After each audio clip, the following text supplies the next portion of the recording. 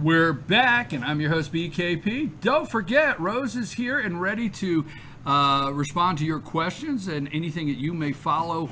Want to send us 706-889-9700, 706-889-9700, and chief@fedyournews.com. Every Friday morning at this time, we're joined by Dr. Whaley. We appreciate and thank the Georgia Cancer Specialist for sponsoring this segment. And Dr. Whaley joins us, so you know he's going to be here. And throughout the week, if you want to tweet something or send us a text for Rose that we can get to Dr. Whaley throughout the week, we'll be glad to try to get your question. Good morning. Glad to have you back, sir. Yeah, well, I don't have a joke about golf or anything about rocket science or anything like Dr. You know, you need to get ready to start writing your material. Yeah. You know, it is beautiful, and I always like to open every segment with I'm blessed to get to come here on Friday and join all of my friends in this courtyard at this beautiful Sycamore Crossing. I can't say it. I appreciate you and your wife. I mean, let's be candid. Yeah. You enjoy the Budweiser truck. Oh yeah, we get two beers. Because you don't drink anything. You just watch it. I'm a witness. I drink the Budweiser and the Yingling, and he doesn't anyway. And Ray doesn't either. Huh? Ray doesn't either. So. Everybody knows I'm water with lemon. We go somewhere and everybody will say Bud or this or that, start ordering, and one water with lemon. Dr. Whaley, glad to have you back. We know you've been traveling, and yes, Dr. Raymond Tidman was with us last week. Any opening remarks? We usually give you an opportunity to have any opening remarks or something you may want to share before we jump right into the questions. I thought you were very astute on that MSNBC, unable to confirm, because I don't read anything about the devil or any bad influences. I try not to open myself up to negative stuff, and so I don't watch MSNBC. And I know that you have to, because you're gathering material for your show. But I would say without MSNBC, I'm occasionally exposed to things like that when I'm in public places such as CNN, which I do have to see. That would be the airport.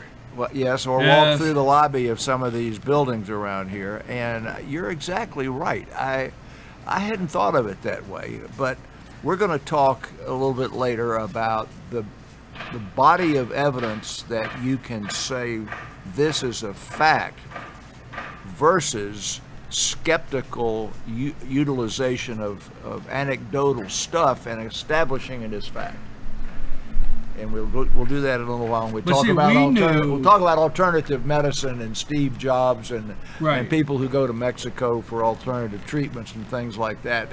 And you've got absolute proof positive facts over here, and you've got they went off half-cocked within seconds on the Charlottesville thing, and 24 hours later you can't drag the truth out of them with the daggum chain. Yeah, and for our viewers out there, the tragedy that took place in Barcelona was, for us in America, we were watching that late yesterday afternoon into the evening, so they've had 14, 16 hours to start, you know, so that's just the point I was making. It's interesting that they're able to make these determinations at certain times when it benefits a direction I think they're going. Yeah, but you know, ISIS.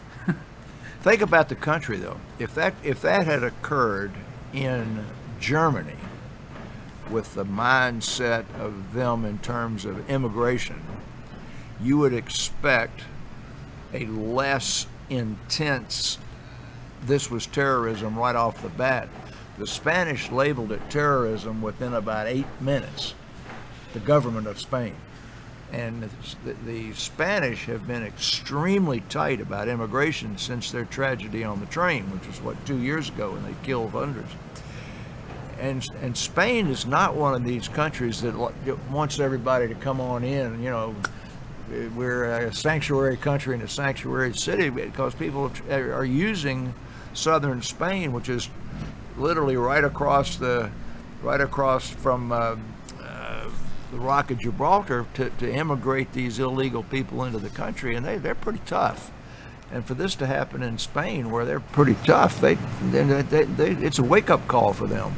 I think we're pretty tough, and we're just lucky we haven't had one. And to talk about your talk about if you're going to be in a big crowd in a public place here next Monday afternoon, watch the thing with the proper glasses and watch your surroundings with your proper degree of I'm not trying alertness. to fear. No, you're not. No, I don't. I really am. I look, thought about that this morning. But after look, that, it's just like wear your seatbelt. You right. say, look, you hope you don't need your seatbelt, but if you're not wearing it, you're an idiot. And you hope you don't need to be vigilant, but if you're not vigilant, you're an idiot. So let's just call that a seatbelt for your surroundings. Well, that is a great segue. Maybe it's not. I like seatbelt for your surroundings. That was a great segue, but I do want you to know, we did represent you last week. Rick Glickard. Rick brought a tab. Oh, great. Yes, he brought a tab. He had a tab, and he said, I knew Dr. Whaley wouldn't be here today, so I had to make sure we had a tab on the set. All right. So let's venture into our questions. Okay. And we'll start with this one because thyroid, and that is sometimes it's difficult to get thyroid balance and diagnosis and get things in a direction. And I'm just going all the way around it. There's an overactive, underactive. Are there any natural substances, anything naturally, which helps with a thyroid problem? The truth of the matter is, high thyroid or low thyroid function due to illness, the answer is no. You're too young, I'm old enough, your mother, we came through the generation where there was a condition very common, particularly in this area of the country and up through the middle part of the U.S., Iowa, and so forth, where people had huge growths in their neck. It would hang down like this, and they were slow to move. And they had a goiter in relationship to low dietary iodine. Yeah, we thought it was salt, right? Yeah, no. Dietary iodine has to come from generally something that had to do with the sea. Right. Seafood would do it. Okay, got it. All right, now. So people who lived in areas that had been under the ocean, okay, South Georgia, under the ocean was under the ocean, that's why it's flat. The people in Appalachia and in Middle America, which had never been under the sea, their natural foods growing out of the ground did not have sufficient iodine in them. Once it was identified that that was the issue, there was no refrigeration in those days. You can't get fish from the ocean to Iowa because there's no way to, you could salt it, but basically you can't get there. And they learned that if they could take iodine and put it in salt, and you go back to the Morton salt label with the little girl standing there with the umbrella, and it says iodinized or non-iodinized. Salt didn't have iodine in it until they added iodine to it, and that eliminated that problem. So yes, if you need enough iodine in your diet, and those people who are afraid of fluoride and afraid of immunizations and afraid of everything else and won't buy iodinized salt are being protected by the rest of the world who are putting iodinized salt in everything you buy that's not made in your home. So you don't really have to go looking for iodine today, but that would be basically the only natural thing that would protect you from an environmental low thyroid. Most low thyroid disease is the result of an antibody that attacks the thyroid, more common in women than men, occurs in the 3rd and 4th decade of life. So Sam over there, who's 19 years old, it would occur after she turns 20, which is her 3rd decade of life. And then for the rest of us, after they turn 30 or 40, more women than men. And there's no natural thing that'll build that back up again. You got to go get it treated. Okay, now, somehow, every week, there's some question that I always claim that gets slipped in that may deal with me. Or I have, I really think there's some question that gets slipped in every week. They tell me, no, we promise. But this one here, what does the research say? What does the research say about the relationship between food additives and ADHD? We've talked about food additives on multiple occasions. And once again, we've got... I think she sends him at the same time every week. The guy with We'd Eat That Hill. The We'd Eat That Hill, yeah. Yeah, go ahead, I'm sorry. We've talked about this a bunch of times and related to other things. First of all, there isn't a mother that I've seen yet who doesn't talk about their child going off on a sugar high. There really isn't any such thing as a sugar high, but that I use that because the theory that refined sugars or refined foods can induce attention deficit disorder is not an established fact. I spent 2 days last week before I was called away in a family emergency in an aviation flight safety seminar, which sounds terribly boring, but one half of one day was spent on these places where you have seen commercial pilots drive their airplane into the ground and kill the people on board. The German who did it in Austria not long ago, the Japanese who drove his airplane into the ocean outside Tokyo Bay. They had a disorder called manic depressive disorder. And manic depressive disorder, we're just going to sit over here, has nothing to do with ADHD. But it brought up the long discussions about the way that diagnoses are made in a social environment or in the public versus scientifically. When ADHD is diagnosed based upon parents' observations of their kids and teachers filling out questionnaires, which is the way the majority of ADHD diagnoses are made, and then they're labeled ADHD by the school, and then the pediatricians treat them. It turns out that only about 60 to 70% of those kids actually have ADHD, which is diagnosed by psychological testing by a neuropsychologist. So there's this huge population of people that do not have ADHD but have behavior disorders and they're compulsive or impulsive or whatever, but they really don't have ADHD. Make a long story short, no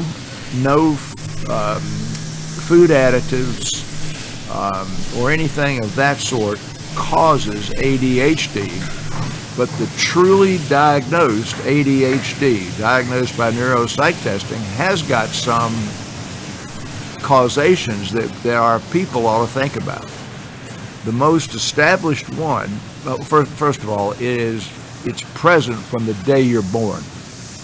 Primarily, there is a biochemical activity in the brain that is disordered, and it is basically a genetic one. So we'll come back to that again in a minute. In the influences that we know that can occur during pregnancy that are statistically associated with an increase in ADHD is the mother being exposed to passive smoke.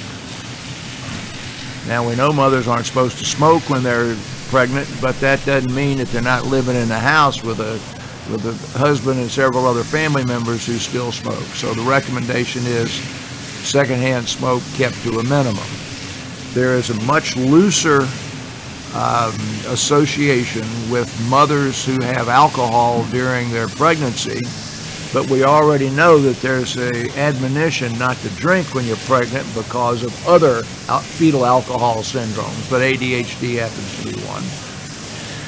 We also know that babies who are born premature or low birth weight tend to have probably a ADHD that is not genetic but is induced by the low birth weight and the immaturity of the central nervous system. And then we can go right back to Zika, the same sort of low central nervous system maturity at the time of birth. And interestingly, there has been some information that head trauma to the fetus, in other words, the uterus gets hit in some fashion, that the developing baby has a head injury in the uterus, can cause ADHD. So we know that low birth weight, we know that prematurity, now we know that So anything that can lead to a relatively immature brain at the time of birth can cause the non-genetic ADHD. But the idea that food additives or sugar or refined things do it is a hoax. Okay, is that enough of that? Well, I guess because we were talking about ADHD, and I had to pay attention at the same time. so yeah, just say it, Dr. Whaley. I mean, I said to myself when I asked the question, I better pay attention. I have some people have said that they make a joke and say squirrel. You know what? People who can walk and chew gum at the same time. Okay. Or what? Do not have ADHD. There you go, folks. There you go. You heard it from him. Okay. No. It seems. You see that, Dr. Whaley? All right. Retest him. People. Well, I can get him neuropsych tested cheap if you want. All right. People, wait a minute. How did it come to I'm neuropsych tested cheap? Oh my God. People who can walk and chew gum at the same time. Now, Sam, I want you to listen to this because you're guilty. People who can walk you're guilty. And chew gum at the same time and text while walking, they don't necessarily have ADHD. People who can walk and chew gum and text at the same time, that they've got those things in their ears and they're listening to music, do not necessarily have ADHD. Now, if they're also talking on the phone, listening to music, texting, walking, and chewing gum at the same time, they don't have ADHD. So, because they're focusing on everything. ADHD is the one that can't stay focused on one task very long. Well, so you know the list. You know the list you just made of all those things. Yes. I could do that and juggle. Okay, let's go. Let's go here. Let's wrap it up this morning. I do think I want to say this. I hope it's understood. I think the owner of the property next door intentionally makes sure that weed eater runs every Friday morning at this time. That's my statement. Okay. I'd find that probably to be true, particularly since you made that observation about MSNBC. Yeah, I think there's a reason why that weed eater runs on that property next door on Friday morning. All right.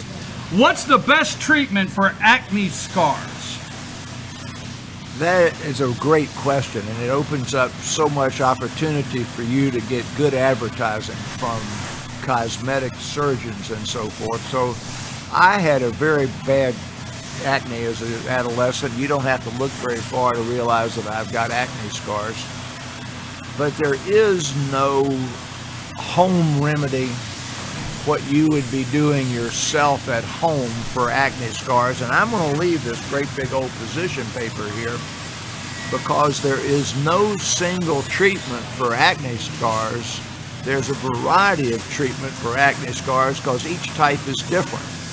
They have what they call the wave form of scars. They have the one they call boxcar scars. They have the ones that they call wrinkle scars, and every one is different in terms of what's beneath the skin in the terms of collagen.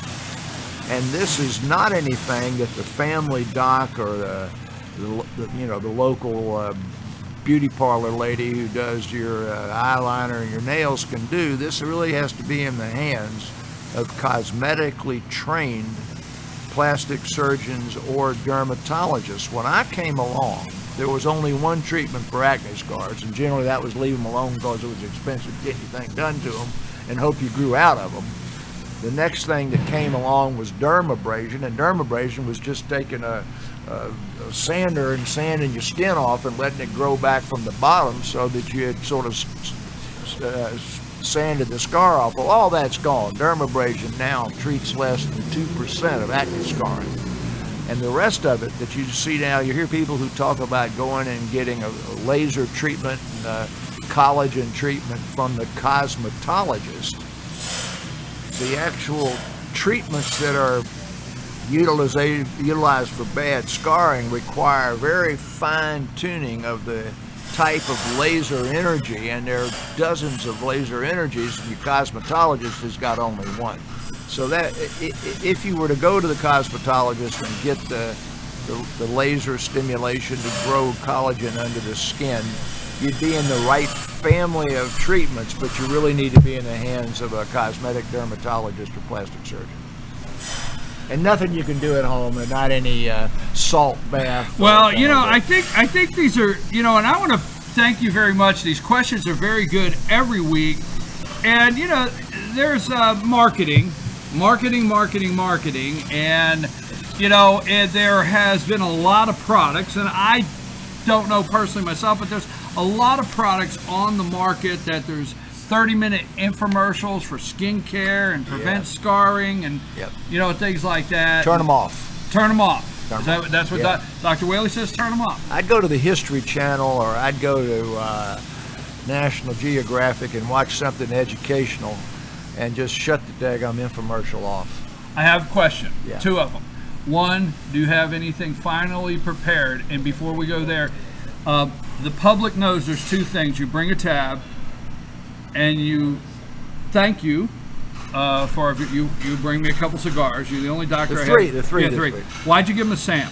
Why did Sam get my cigars? Oh, she doesn't. She didn't get them. I usually put them with your. I was just concerned. No, I'm not. Usually you come in and find my bag, but this morning your bag's over there, and I'm afraid it would be sat on. All right, I'm just joking around. Right. I appreciate you very much. And I wanted to give Sam a hard time because a minute ago when we were talking ADHD, she basically, you know, you heard it yourself. Well, yeah, I'll tell you, I went to another place because there was a huge study that came out yesterday in England about left-handedness and the degree of preparation that educational experts make to be able to handle the left-handed child. And school just started this week. Right. And there are a number of parents who have children that are left-handed who are going to be going to school that are going to have a lot of trouble adjusting to being in school because of their left-handedness, and the parents really haven't thought about it. And I'm not absolutely positive that school systems of the small size that we have here even have any formal approach to handling left-handedness. But if you think about it, when I started the school in 1945, many people find it difficult to believe, but through the first half of the 20th century, meaning up to 1950 and past, schools approached left-handedness as if it was a mental deficiency. And my school teacher, my first grade school teacher, had been called back for the duration of the war, and she was a purple-headed woman in her 70s, extremely competent and a great school teacher. But in my class, there were two left-handed kids. Both of us were boys. Left-handedness is about 15 to 17% of the population. We were made to write with our right hand. And I still write with my right hand instead of my left, which is why you can't read it very well. But I box left-handed. I do everything else left-handed. Your left-handed kid who goes to school Southpaw, you box left. Oh my gosh! Left-handed. I would have never wanted to get in the ring with you. No, because most people are not used to having the jab come from the right. So was Jerry Clooney left-handed? I just remember. Go ahead. Yeah, I'm sorry. Oh, I'm sorry. We're talking ADHD. So, well, we're not. We're talking about having a very hard time being a kid in the first grade or kindergarten, all the way up through at least late high school because you're left-handed. Corkscrews are for right-handed people. Guitars are for right-handed people. Can openers are for right-handed people. The method by which we learn to write, the Walker method, and now they print, are all for right-handed people. So even the school, when they tell you to hold your pen like this and write like that, they don't do that for left-handed. You see many left-handed people. Yeah, they write. Yes, that is totally inappropriate. The left-handed person is supposed to turn their page in the opposite direction, let their hand be at right angles to the left end. There's a whole science behind the way you teach left-handed people how to write. Well, let's assume they want to be in the band, and they want to play the banjo. The banjo goes this way. Even baseball and ice hockey, they've learned about left-handed. Right. They got that all fixed. But the educated people don't. And so I was kind of taken yesterday when we were talking about when I was getting ready for ADHD. Then in the exact same day, this big study came out that says that school systems and parents need to be aware with left-handed kids that the world was not constructed for them, and help them learn how to deal with it, because they will have problems that nobody's going to recognize. They won't be able to pick up the guitar. They don't have trouble opening a corkscrew or whatever. Anyway, so that's your freebie for the day. Going through school, grade school, the kid that sat next to me, all 6 grades, Robert, was left-handed, and I watched him do that. Like you said, right. I always thought, wow, and then there was weird. See, in my day, that also smears their work if it's done with a pen. And then in my day, back then, a lot of kids were forced to write with their right hand. I was. Forced. Are they still forced to write with their right hand? Encouraged. They actually will try to encourage you not to write with. See, they encourage in pre-K not to write with your left hand. Interesting. Anyway, so that's your freebie for the day. Well, I always enjoyed Todd, and I'll just leave his name there. Todd batted left-handed and pitched right-handed. Was on my baseball team for years. He was tough. Todd was tough. Dr. Whaley, I appreciate you. Glad to have you back. By the way, I pitched left-handed and bat right-handed also. But I wasn't really good. The boxing is what has me nervous. Yeah. Getting in the ring with a southpaw, that makes me nervous. I boxed until Folks, we always appreciate the Georgia Cancer Specialist for sponsoring this segment. We thank Dr. William Whaley for coming every week at 8:15 and doing Ask the Doc. Don't forget, you can send us questions, or you can send comments you'd like to hear about today's show or questions in the future to chief@fetchernews.com or 706-889-9700. I'm your host, BKP. We're in beautiful downtown Blue Ridge. Started out this morning, it was a little drizzly. The patio was getting a little wet. But I tell you, the sun's coming up. It's beautiful here, and we're going to take a break because it's probably time for our Budweiser delivery, and you're going to hear the train whistle. I'm your host, BKP. We good, friend? We're good. Have a nice day.